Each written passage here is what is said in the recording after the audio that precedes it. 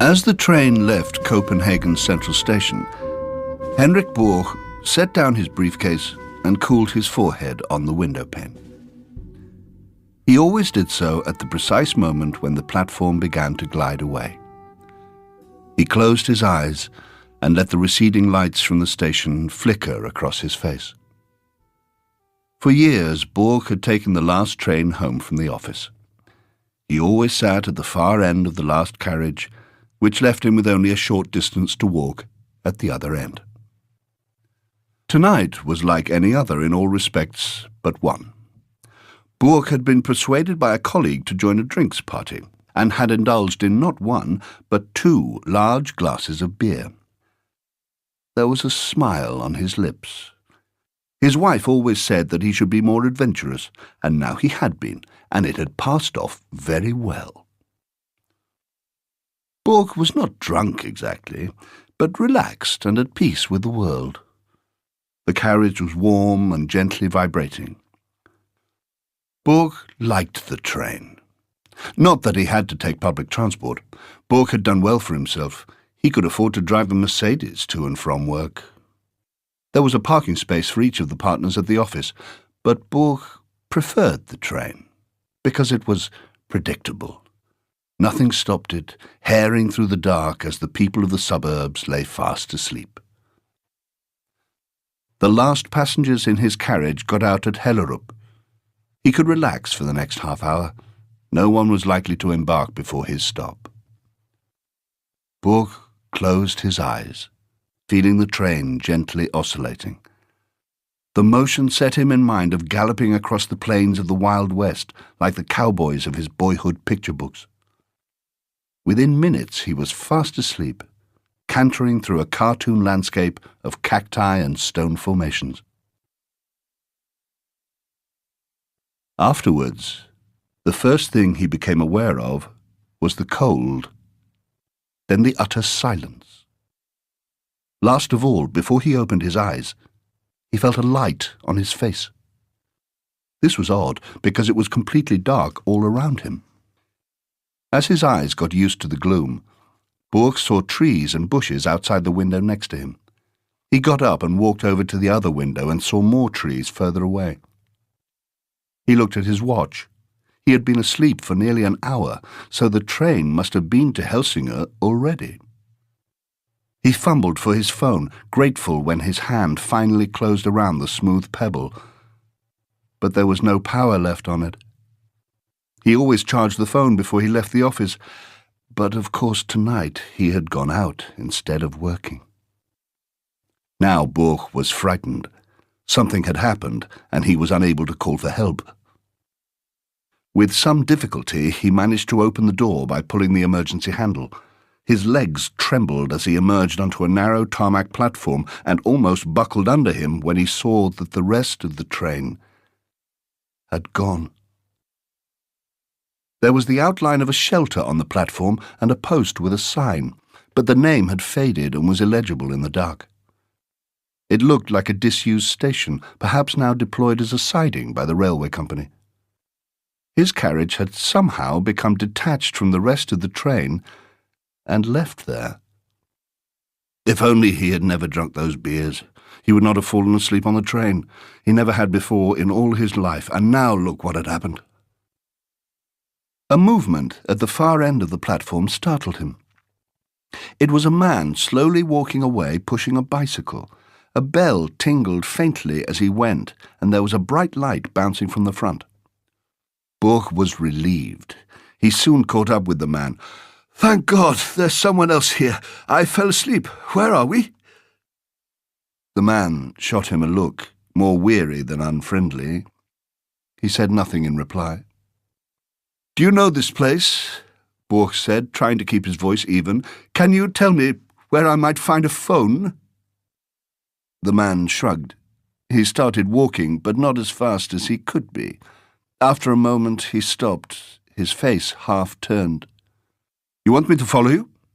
Borch said, guessing that the man might be foreign or speech-impaired. The man nodded once and began to walk again, this time without stopping. Borch decided it would be better to follow than remain at the siding alone. They walked towards a handsome white manor house, standing at the end of a long, straight drive bordered by trees. As they got nearer, Borg could see outbuildings and what looked like stables. Up close, from the cobbled courtyard, the house looked even more impressive. Honey-coloured light streamed from several windows. Borg was lifted by the sight. He happily followed the silent man through the front door. It clanged shut behind them. The vast, high-ceilinged entrance hall was a surprise. Borg was certain he had never seen anything so beautiful. There were trees and palms and plants everywhere, growing from large brass pots scattered about the floor, and hanging from the ceiling and perched on stands, dozens of bird cages full of budgerigars. The sound of loud voices made him turn. 2 old women had entered the room, obviously roused out of bed. They wore dressing gowns, and their long silvery hair hung loose over their shoulders. Then he realized that the women's faces were identical. "Joachim!" exclaimed one of the twins, clapping her hands. "Who have you got for us this time?"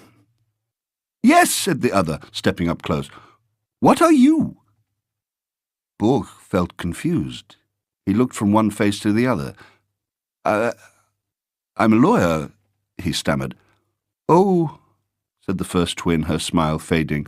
"Oh dear," said the other with a frown. "We already have 3 of those. Do you not cook or butcher or keep bees? We need a beekeeper desperately." "Now look," said Borg, trying to muster his most authoritative voice. "My name is Henrik Borg. I am a highly esteemed solicitor, a partner of Borg, Wiesner and Bundgaard. Something unfortunate happened. I fell asleep on the train to Helsingør and woke up in a siding where your good man here found me. May I please borrow your phone?" "Oh, we don't have a telephone," said one of the twins, "but we always welcome lost travellers." "I'm Andrea von Traun," said the other, "and this is my sister Dorothea. You'll be very comfortable here with us. Everyone always is." Borg was astounded. "You mean I'm not the first person this has happened to?" "Goodness, no," said the first twin. "Though it has been over a year," said the other. "That's why we're so excited." Borg counted his options. The only thing he could think of was walking to the nearest house with a phone. In the dark and cold, this would not be pleasant. Besides, by the time he got a taxi, it would be halfway through the night. "Now," said one of the women, "we have a bedroom ready for you. Joachim here will take you there and make sure that you have everything you need. And then we will see about things in the morning," said the other. Yes, thought Borg. Why not? A bed for the night in the house of these eccentric old sisters. His room was large, if somewhat fusty, with its mahogany bedstead and heavy brocades. A window overlooked the back of the property, but it was too dark to see anything. Before he left, Joachim, who was obviously some sort of factotum in the household, pointed to a tray with a glass of hot milk and a couple of rusks. He hesitated in the doorway, his eyes resting on Borg's for a few seconds.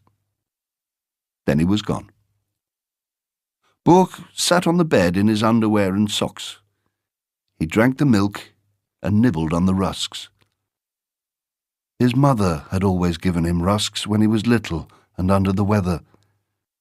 Their sweetness, mixed with the thick milk, was oddly comforting to Borg. He had no trouble sleeping. In fact, he was out cold as soon as he had wiggled under the heavy eiderdown. He woke with a leaden head. The sun hurt his eyes. There were voices whispering next to his bed. "I agree with you, dear Andrea. He is not a muscular man, and perhaps a little disappointing all round. But there are plenty of good uses for him." "All right, Dorothea, if you think so. We'll put him to weeding the rose beds and then see." Borg sat up with a start. Judging by the bright light, it was midday already. He looked for his watch. It was gone. as were his clothes and his briefcase. The sisters, now dressed austerely in black dresses with their hair scraped back into tight buns, stared at him with patient curiosity. There were bundles of keys dangling from their waistbands. "What is this?" yelled Borg. "Where am I?" But he halted abruptly, for a sharp bolt of pain had taken his breath away. It came from his neck. There was a metal collar there, fastened tightly with a padlock. "Why are you—" Again, he was halted by a searing pain. He noticed Joachim standing by the door. He was working a set of switches on a small box with an antenna, which looked very much like a remote control device. There, Henrik," said one of the sisters. "Everyone is like that at first. You'll soon get used to speaking only when asked." Borg leapt out of bed, wondering if they would stop him from moving, but they didn't seem to mind him crossing the floor. He looked out of the window at vast kitchen gardens, and beyond them fields with sheep and cows. He could also see a hen run, a pigsty, and an orchard with flowering fruit trees. Everywhere there were people working, perhaps 24 or more. No one spoke. Borg heard a jangle of keys as the sisters came up behind him. "It was our father's farm, but after he died it became too much for us. Then one night Joachim arrived, just like you did, from the old station. It only took a small amount of persuasion to make him stay," one of them said. "It was Joachim who thought of the collars. He used to be a science professor," said the other. "By the way, if you attempt to cross the boundary, you'll get a nasty shock. But there's no need for you to worry about that now." Helplessly, Borg followed the sweep of her wrinkled hand. He would have said that he wasn't much good at gardening, or anything else remotely practical for that matter, but he was too frightened to speak, and dared only shake his head a little. "Think of it as an exchange," said the other sister. "You help us, we help you." The twins moved in close on either side of Borg. Together, the three of them looked down at the ordered beds, pens, and enclosures, where men and women moved about with all the single-minded busyness of ants.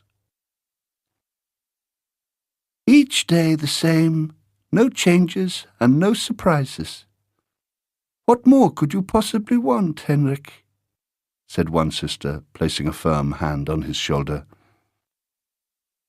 "You will like it, we assure you," said the other. "Everyone does. Eventually."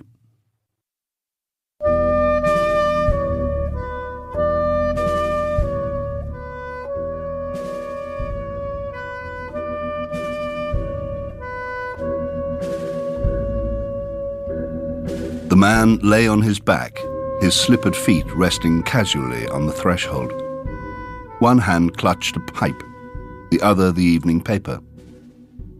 Were it not for his open eyes and the dark mess on his chest, you would almost think him napping. Gently, Viggo Jensen unpinned the crime scene photograph, leaving a pale rectangle on the wall. He placed it on top of the papers he had already stowed in the cardboard box with his chipped coffee mug and spare tie. Then he switched off his angle-poised lamp and walked over to the window. He teased open the blinds with 2 fingers and looked outside. She was still there, the woman on the opposite corner, wrapped up in a thick coat and a headscarf. Since 5 at least she had been standing there, well back from the light, stamping her feet and hugging herself against the cold.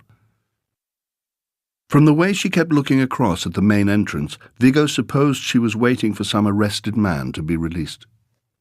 No matter. It was not a night to be standing on pavements.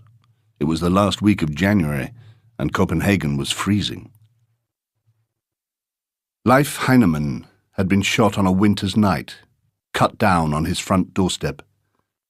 Because he was a middle-aged bachelor with no living relatives, no one complained when police eventually had to abandon the case. Yet, to Viggo's mind, the moment captured in the photograph had never passed. Heinemann was still lying on the parquet floor, his vacant eyes pointed at the ceiling, the pipe warm in his hand. He had asked everyone to stand back. If you looked closely enough at the scene of a murder, the motive announced itself. But this was different. No sign of a struggle or vengeful anger, just a single bullet to the heart. Why? What had Heinemann done? This ordinary man who kept to himself and never hurt a fly. For 28 years, Viggo had tried to answer that question. Some would say that it had obsessed him, to the point at which he was neglecting his other cases. It had not exactly helped his career. He rubbed his face hard, tried to force Heinemann from his mind. He had turned every stone, looked at the case from every angle, and found nothing at all. He looked outside again. The woman had gone, and now the street was empty. Heinemann had not been robbed, nor was there any evidence of him owing money. On the contrary, for a civil servant on a modest income, he had a healthy bank balance. On the day of the murder, he had left work at 5 and walked home as usual. After supper, he had settled down with his coffee and the paper. At 8:10, a neighbour had heard the shot and rushed out to find him already dead. Heinemann's flat was unremarkable. Except in the lounge, they had found a good telescope, along with several books on stars and planets. It was an obvious hobby for someone with hours to while away. Reluctantly, he picked up his cardboard box and looked around the office one last time. The sound of his mobile startled him. It was Birgit from the switchboard, only a year away from retirement herself. A woman called Gertrude Gunnarsson said she wanted to make a statement. What sort of statement? She refused to say, except that it's very important. The name didn't mean anything to Viggo. Tell her to come in. I did, but apparently there is something she needs to show you. And she did ask for you personally. It's out at Frederiksberg. To be honest, I'm a little curious to hear what it's all about. I wouldn't get your hopes up, said Viggo. It's most likely nothing. There was no outward sign of an incident at the 5-story apartment block where Gertrude Gunnarsson lived. With a sinking heart, Viggo began to suspect that she was one of the deranged people who reported crimes that had never happened. But the woman was surprisingly normal, leaving him with even less of a clue as to why she had asked for him. Around 60, she was trim and well-dressed with reading glasses hanging from a string of beads around her neck. I was just about to have some coffee. Join me? While she busied herself in the kitchen, Viggo looked out of the living room window. He knew this part of Frederiksberg well. In fact, it was only a handful of streets away that Heinemann had been shot all those years ago.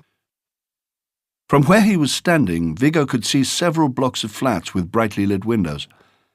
Above the roofline, the sky was full of stars. He remembered reading that some of them were long dead, only so far away that their light had taken tens of thousands of years to reach Earth. It was like looking into the past. Gertrude Gunnarsson startled him, appearing suddenly at his side. You were lost in thought. Oh, I was just thinking that January is a good month for looking at the stars. She smiled knowingly. You can speak plainly here, Inspector. You were thinking of the man who was shot dead in this neighborhood many years ago, whose killer was never found.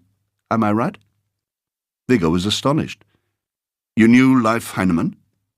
No, he was a total stranger to me. But I gather that the case was a personal disappointment for you. I am sorry about that. She pointed to a newspaper cutting on the coffee table. Viggo recognized it immediately. It was an article from a few days before announcing his imminent retirement from the police force. The journalist had dwelled on his connection to the Heinemann case and called it his one notable failure. It says today is your last day, so I waited for you outside the police yard. When it got late, I thought I had missed you, so I went home and phoned instead. Ah, said Viggo, it was you. "Oh, you saw me?" She laughed. "I thought I was being discreet." Viggo was starting to think that Gertrude Gunnarsson was mad after all, but Viggo felt a sting of unease at the way she held his gaze. "When I was younger," she began, "when my husband was still alive, I taught the piano. Are you married, Inspector?" "No." "But you may know that after a while a marriage can become predictable." Viggo nodded, though he had no idea what she was aiming at. "Well, one of my pupils was a young man. Very young, Inspector. He came for his lessons when my husband was at work." "I see." "The first letter was a shock. Not the money, you understand, but the idea that someone... I suspected my pupil, of course, but he had just as much to lose as I did." "Blackmail?" She nodded. "The money had to be left in the backyard in an old piece of pipe behind the bins." "You did that?" "For a while, yes. Until one day I bumped into someone just as I was about to leave my envelope in the pipe. I assumed he was the blackmailer. He thought I was. We were angry. It took a while before we realized that we were both victims." "And this man, was he someone you knew?" She nodded. "He was a neighbour down on the second floor. He never told us directly, but I am fairly certain he used to dress up in his wife's underwear." "Us? There were more of you?" "6, as it turned out, all here in number 34, all receiving the same kind of letters." "That's a lot of secrets." Gertrude Gunnarsson shrugged. "Everyone has secrets. Haven't you, Inspector?" Viggo blushed, ignoring her inquisitive glare. "So, what did you do?" "We had a meeting here in my flat. Everyone agreed that we would not put up with it any more. It took a long time because we had to wait for the next demand to arrive, but when it did, we took turns watching out for the blackmailer to collect his money. Then we followed him home." "Him?" "It was a man." "Come," she said, "now I need to show you something." She took him to a small spare bedroom at the back of the flat. The room was only big enough for an upright piano against one wall and a single bed against the other. It smelt unused. Viggo looked out of the window, his gut turning. Through a gap in a tall row of trees opposite, he could see an apartment block. It was quite some distance away, but he recognized it well enough. Gertrude Gunnarsson followed his gaze. "I knew you'd understand once you got here. You see, we're not overlooked as such, so one doesn't expect to be seen. Except if someone—" "He never did look at the stars," Viggo heard himself say. "He might have done to start with," she said, "but he soon moved on to something much more interesting." "You shot him," said Viggo. "Yes, we drew lots. Someone gave me the gun, the others kept watch. It was over in minutes. Then we all went back to our lives. My husband and I lived happily together until he died." Instinctively, Viggo looked around for something to defend himself with. He was alone with the killer. Yet he sensed no threat. Gertrude Gunnarsson's peaceful expression suggested that whatever passion had driven her all those years ago was extinguished. "Why now? Why not own up sooner?" he said. "Because I wasn't sorry. Everyone was better off with Leif Heinemann gone. But you, that newspaper article, I am not a heartless woman. It's obvious that the case has been on your mind all these years. I wanted to tell you so that you shouldn't waste your retirement wondering. Heinemann wasn't worth that." "And the others? What do they have to say about it?" "4 have died, and 1 is senile, living in a home where no one pays any attention to anything she says. We're the only 2 who know." And how can you be sure that I won't arrest you now? I can't. But I think you'd agree that it wouldn't serve any purpose, apart from justice. Justice is a big word, Inspector. They went through to Gertrude Gunnarsson's small entrance hall. Viggo picked up his cardboard box. Then he looked at his watch. It was 2 minutes past midnight. He was no longer a policeman. He opened the front door without another word and left Gertrude Gunnarsson standing on her front doorstep. He couldn't tell with his back turned, but he got the feeling she was smiling. When he reached the street, his phone rang. It was Birgit from the switchboard. "Oh, good," she said. "I just have to know, what was it all about?" Viggo closed his eyes. Actually, he thought, Birgit was wrong. There were things in life that you were better off not knowing. "What was what all about?" he said, reaching into the cardboard box and taking out the picture of Heinemann's corpse. He looked at it briefly before bending down and pushing it through the grill of a drain hole. "Well, the statement, of course, that woman who asked for you." "Oh, that," said Viggo, picking up pace as he rounded a corner and headed for home at last. "Just as I thought. It was nothing. Nothing at all."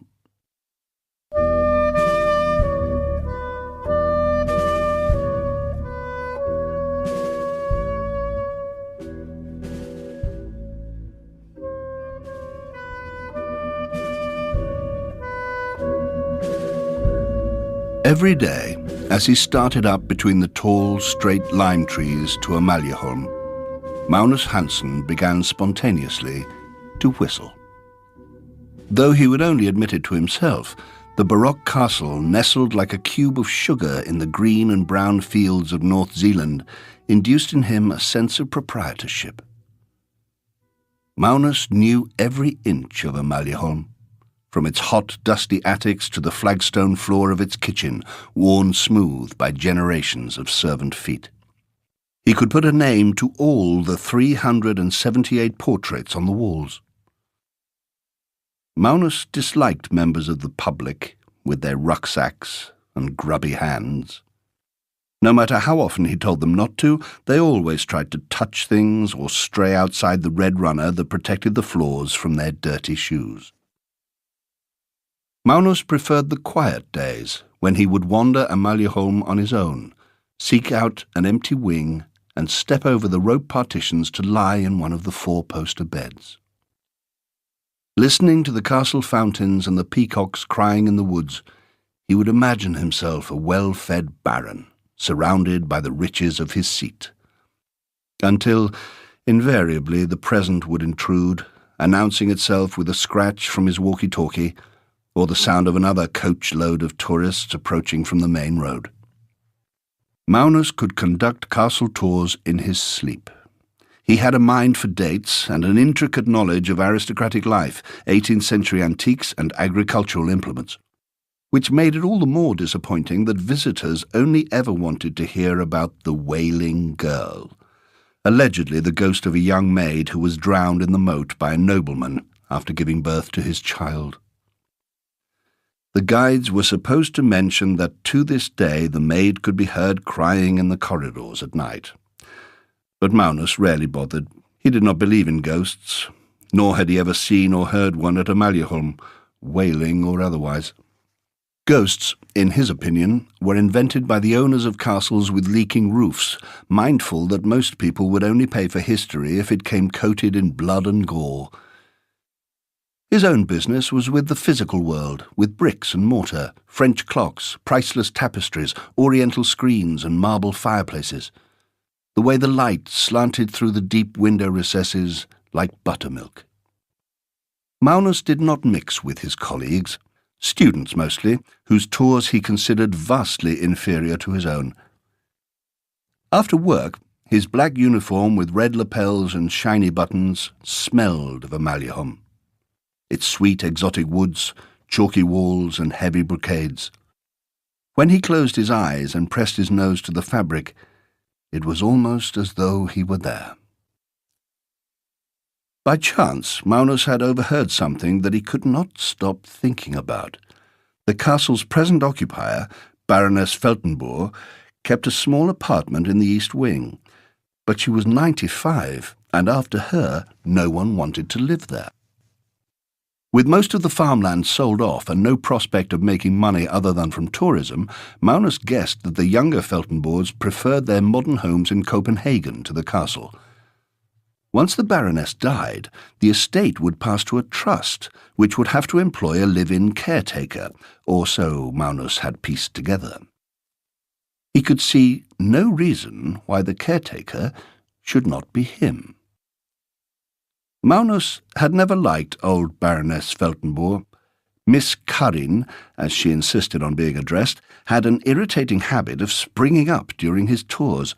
As he and his group of visitors entered a new room, suddenly there she would be, draped in a sofa or standing by a window, a dramatic tableau that made everyone gasp. Miss Karin, dressed to the nines and leaning dramatically on a stick, would then hold forth on the wailing girl, while the visitors listened with all the rapt attention they had denied to Magnus. The Baroness was sprightly for her age, annoyingly so.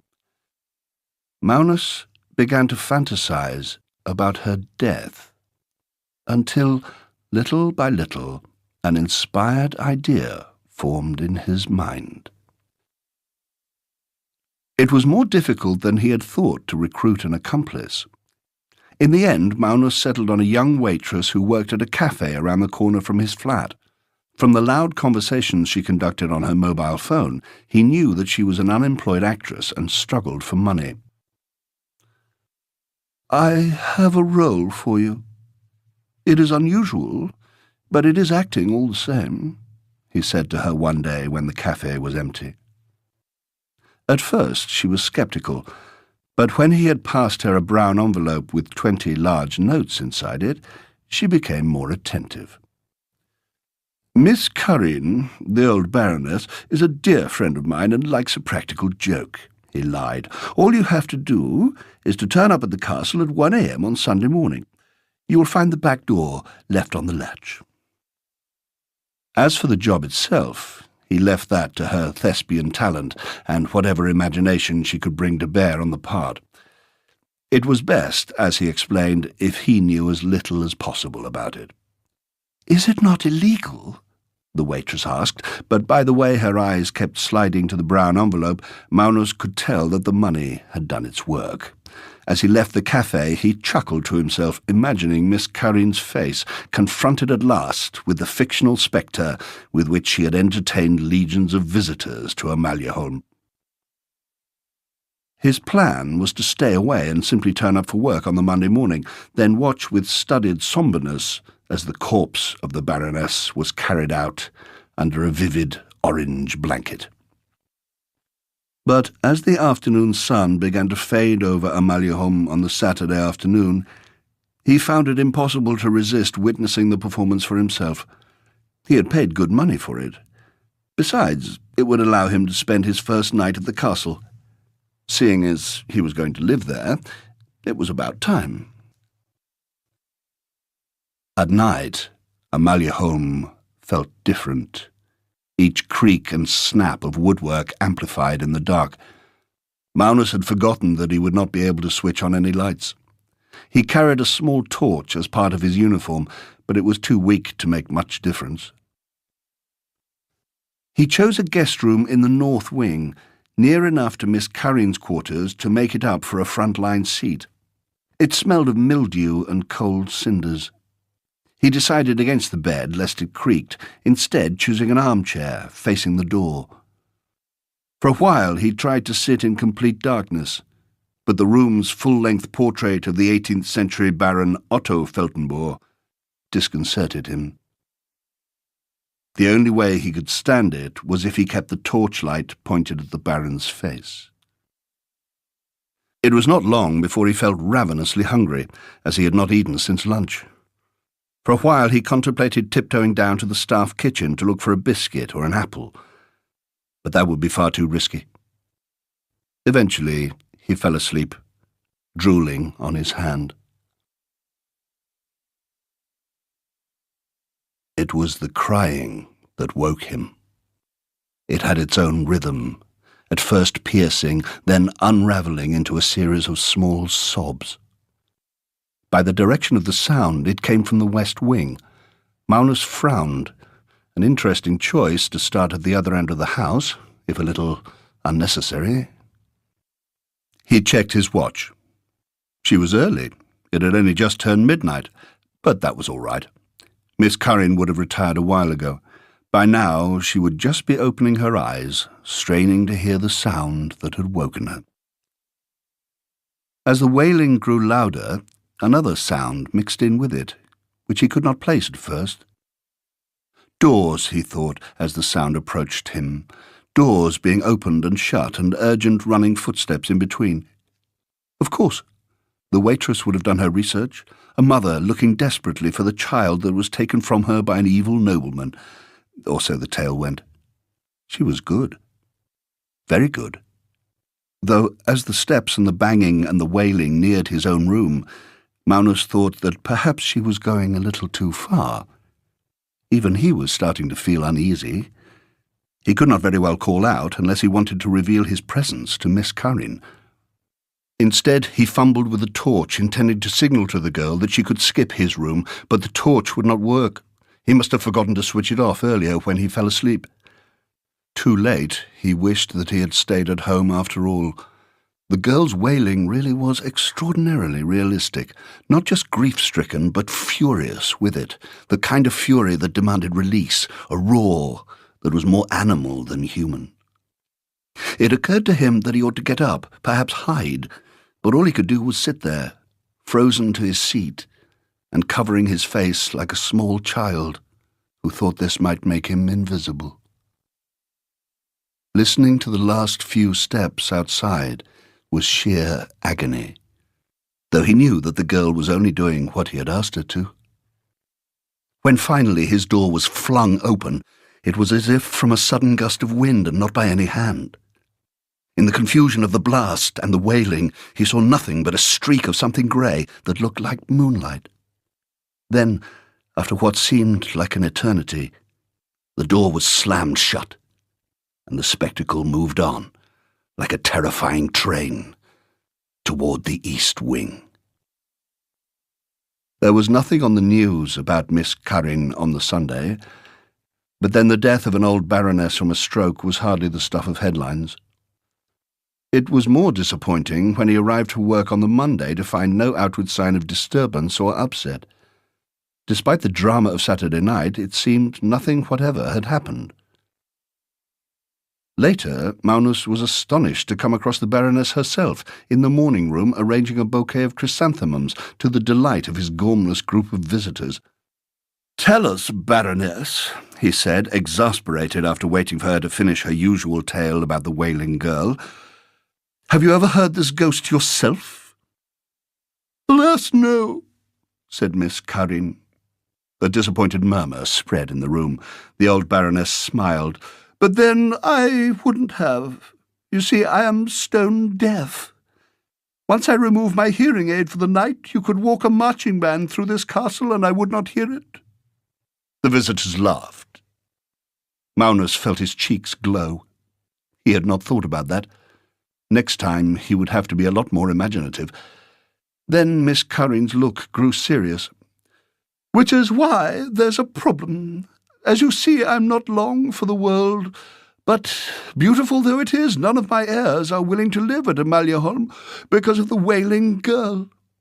It won't be easy finding a caretaker who will stay for more than a few nights." Magnus was just about to say that actually he'd be happy to oblige if the Baroness would do the honours and pass on, that as a matter of fact he did not believe a word of all this nonsense about a wailing girl. But at that moment, one of his colleagues entered the room. He passed Magnus an envelope. "A young woman came, told me to give you this." Magnus stuck his hand inside, finding first the crisp stack of banknotes that he had given to the waitress, then a folded note. He pulled it out. The message was extremely brief. "I couldn't do it. Sorry." Distorted and faint, As if through glass or a long twisted pipe, he heard the voice of Miss Currin. "My dear man, are you all right? Quickly, someone, do something! Mr. Hanson! Mr. Hanson!"